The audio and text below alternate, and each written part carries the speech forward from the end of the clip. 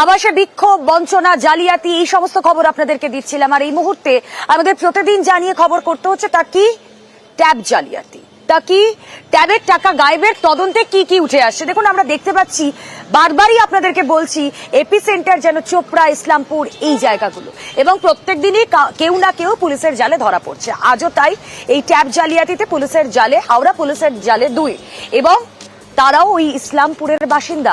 আরো ডিটেলে আমাদেরকে জানাবেন প্রতিনিধি চঞ্চল রয়েছেন সঙ্গে। চঞ্চল, একের পর এক এই চোপড়া, ইসলামপুর, এখান থেকে আমরা দেখছি ধৃতের সংখ্যা, তালিকাটা ক্রমশ দীর্ঘ হচ্ছে। কি কানেকশন বলো তো এই চোপড়া, ইসলামপুর, এই সারাউন্ডিংস এর এই ট্যাব জালিয়াতির সঙ্গে?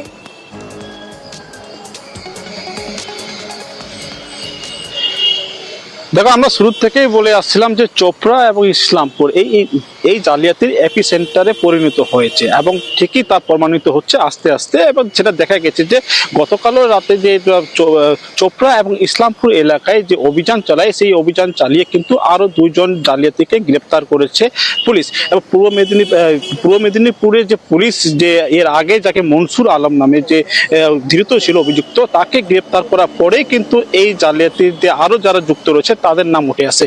সবচেয়ে গুরুত্বপূর্ণ হচ্ছে যে ইসলামপুরের যে ধরা পড়েছে তার নাম হচ্ছে যে জুলফিকার আলী। সেই জুলফিকার আলীর যে একটা রোল রয়েছে, সেই রোলটা কি জানো? সবচেয়ে বড় গুরুত্বপূর্ণ হচ্ছে রোল যে সে এলাকার যে গরিব মানুষ বা এলাকার যে অ্যাকাউন্ট রয়েছে, সেই অ্যাকাউন্টগুলো তিনি কিন্তু জোগাড় করতেন, এবং সেই অ্যাকাউন্টগুলো জোগাড় করার পরে মনসুরকে দিতেন, এবং সেই মনসুর সেই অ্যাকাউন্টগুলোতে টাকা ঢোকাতো এবং সেই টাকা তুলে আবার মনসুরের হাতে তুলে দিত বা তারা খেয়ে নিত। এমনটা কিন্তু চাঞ্চল্যকর অভিযোগ উঠে আসতেছে।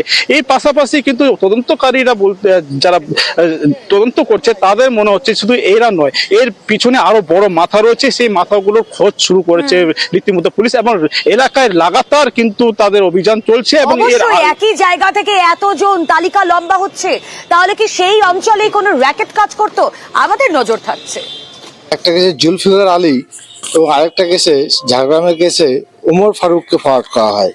দুটো কেসে ট্রানজিট রিমান্ডের পেয়ার চাওয়া হয়, দুটো কেসেই 2 ডেজ করে ট্রানজিট রিমান্ডের পেয়ার অ্যালাউ করেছে। জুলফিকার আলী রয়েছে, এর অ্যাকাউন্টে টাকা ক্রেডিট হয়েছে এবং এই অ্যাকাউন্ট উইথড্র হয়েছে।